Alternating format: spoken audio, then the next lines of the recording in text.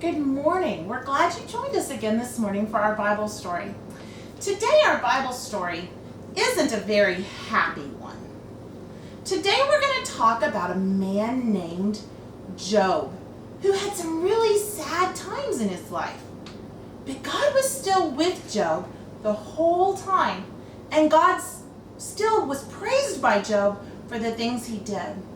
You see, God doesn't always take away the sad times, but he'll always be right there with us. If we could choose, we would only have happy things happen to us. But that's not the way it works. We have sad times sometimes and tough times, and God doesn't always take those away, but he always helps us. Let's look at our Bible story today. I'm going to use a cup and some markers to help us illustrate today. Today we're talking about a man named Job. Job had a good life. Job was happy, and he had a comfortable, rich life with family. You see, the Bible tells us that Job had lots and lots of blessings. Think about the blessings you have in your life. Maybe you can tell your parents about those at the end of this video. But think about all the things that you have that are blessings in your life. And the Bible tells us in the book of Job that Job had a lot of material blessings. Job had 7,000 sheep. Now that's a lot of sheep, even today. The Bible tells us that Job had 3,000 camels. And we're going to cover all these camels and sheep on our cup today. The Bible tells us that Job had 500 yoke of oxen and 500 female donkeys. He had 7 sons and 3 daughters. The Bible tells us that he was the richest man in the East. And Job praised God and thanked him for all of those blessings.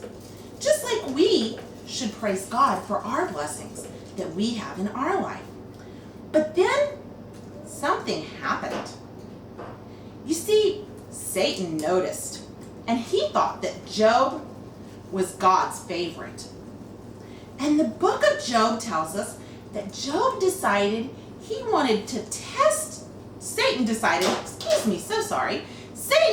he wanted to test Job and see if he really loved the Lord. So Satan, he got involved, and he started taking away Job's things. Satan killed all of Job's children. He had the house fall down on them, and all of his sons and daughters died. Satan sent fire from heaven and killed all of the donkeys and camels. Satan sent enemies to kill all the sheep and all the other animals. Satan even took away Job's house. And even after all of this, Job was sad. It says he tore his clothes, he shaved his head, and he fell to the ground. But guess what he did? He didn't cry and scream and yell and get mad at God. The Bible tells us that he worshiped God. He said, "The Lord gave me these things, and the Lord has taken them away. Blessed be the name of the Lord." So Satan didn't stop there. He made things worse for Job. The Bible tells us that Satan struck Job with boils. Now, boils are really uncomfortable bumps on your skin. Job would have been really itchy and in pain. And it hurt. And Job still praised God. Now, Job still had some friends, though, and his wife. At first, Job's friends cried with him. But then they tried telling Job that all his troubles were his fault. They thought that Job must have done something really bad, and God was punishing him. But that's not why all the things were happening to Job.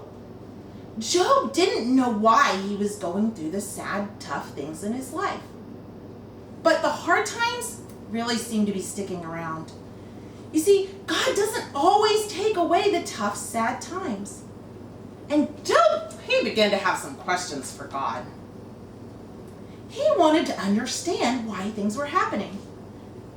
Even though God was right beside him, he still had questions, and so he began to ask God his questions. God wanted Job to know that God is always in charge. Even though he doesn't always take away the sad times, he always has a good plan. He knows what he's doing. Sometimes God uses the tough stuff to make beautiful things. So this cup, I've drawn all of Job's good things, and then I've kind of messed it up. But sometimes God uses the things to make something beautiful. We're going to use this cup as an example. We're going to use our oven today like it's God's fire. The Bible tells us that God has a refining fire. So we're going to put this cup in the oven and see what happens when we use it like God's fire. And we'll come back to it in just a minute. You see, sometimes God uses the tough stuff to make beautiful things. A lot of things happen to our cup, and we put it in the fire of the oven, just like sometimes God puts us through the tough stuff. God can use the sad things to make something pretty cool.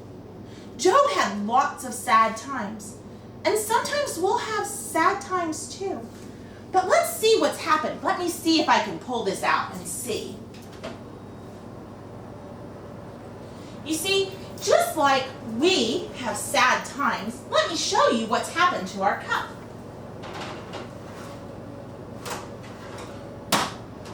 It's pretty hot, so I have to be careful. But God has taken the sad times and through the fire made a really cool looking sculpture with our cup. And just like this cup, God does that with us. He can use the tough times in our lives to make some really cool things. See, God didn't leave Job in the sadness. God gave Job a new home. He gave him twice the animals and food he had before. And God gave Job an even bigger family to love. God blessed Job. And Job knew that sometimes the sad might happen, and sometimes they might still come again. But God knows what he's doing and will use the sad times to make something beautiful. God knew that Job needed him, and Job knew that God was still his friend who loved him, even when sad times come. God is your friend too, and he loves you very much. He'll always take care of you, even when you have sad times. He'll give you people to love you and feed you, family or friends to be right beside you, and God is always with you, even in the sad times. I want to share with you a couple of examples about our lesson today. First, let's watch this video.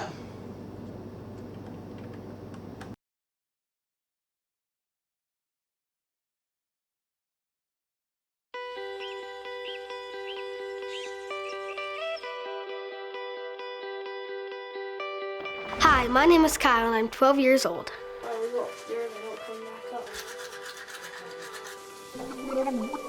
I like to draw, do sports, play with like action figures or shoot hoops. Kyle is a very nice boy. He likes to play with you and he'll be kind with you if you're kind with him. I like to draw a lot of animals. I like to draw like dragons and sharks, and I like to draw anime. When I grow up, I want to be an athlete or an architect or an engineer. Kyle's good at math, but I'm a better dancer. I'm kidding. Jeez. Kyle and his family love to joke around and have a good time, but things haven't always been so happy.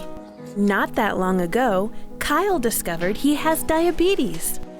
This disease has forced Kyle to make some pretty big changes in his life. Right now I'm 81.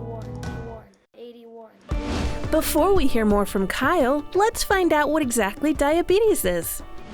Diabetes means you have too much sugar in your blood. When you eat food with sugar, some of it ends up in your blood.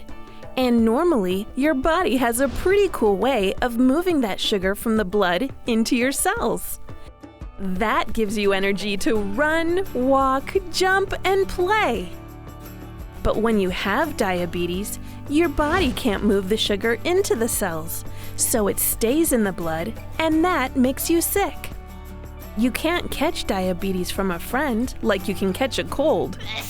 Some people just get it. Now, let's get back to Kyle and hear about the time he found out he had diabetes. I remember one day I was out with some friends playing, and I started to get really tired and I just wanted to go eat, and I was really thirsty, so we came home, and then I was sitting on the couch all day for like 2 days in a row. I lost 10 pounds in a week.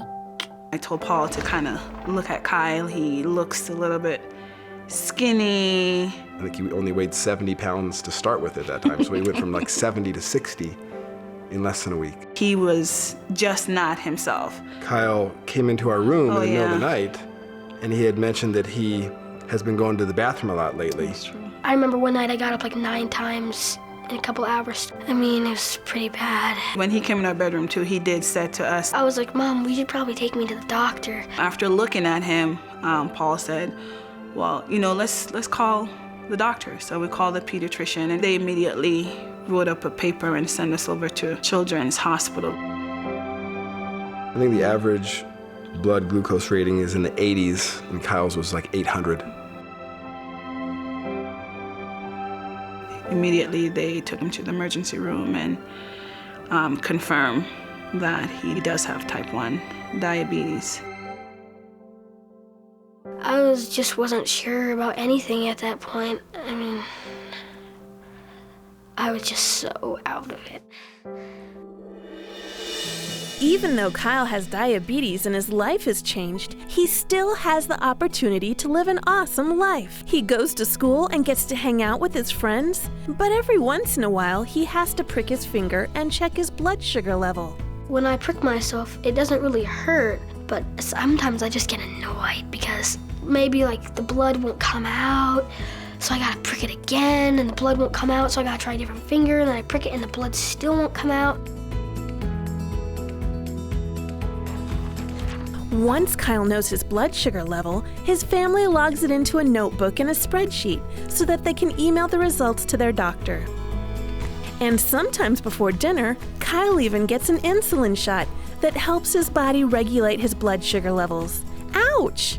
My mom and dad give me the shots for now, but eventually I'll learn how to do it and be able to give myself the shot. It would have been easy for Kyle and his family to doubt God's love in such a hard time. Kyle can be sure that God will never stop loving him, in the good times and the bad. When this first happened and Kyle was saying, why do I have to have this disease? One of the things that we told him is that God is going to use you for something great and for something bigger. We know that in all things God works out for good for those who love him. Since I've had diabetes, I've learned that God can fix you when you're broken or help heal you if you're sick. Even though having diabetes is hard, Kyle can see God at work in his life. God doesn't always take away sad times, but he can help us grow closer to him when things get hard. Kyle will probably always have diabetes, but God is always there with him.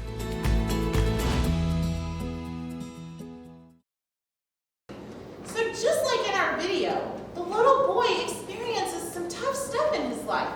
God doesn't always take away the sad and the tough things, but he's there with us to help us through them. Today, we're going to show you one more example. This basket is a little bit like our lives. This basket is light and easy to push. When everything's happy and good, it's not so hard. You can push it really fast, back and forth across the room. But sometimes, heavy things come into our lives that are sad or tough, and they weigh us down, and they make it hard to keep going. When we're really sad, it can feel like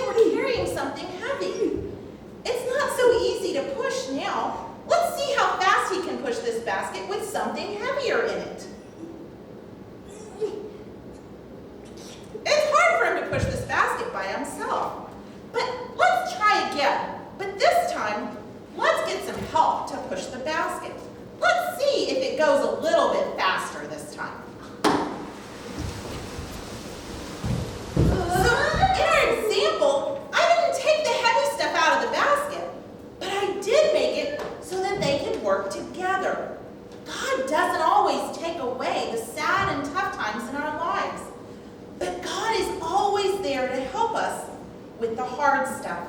He loves us so much.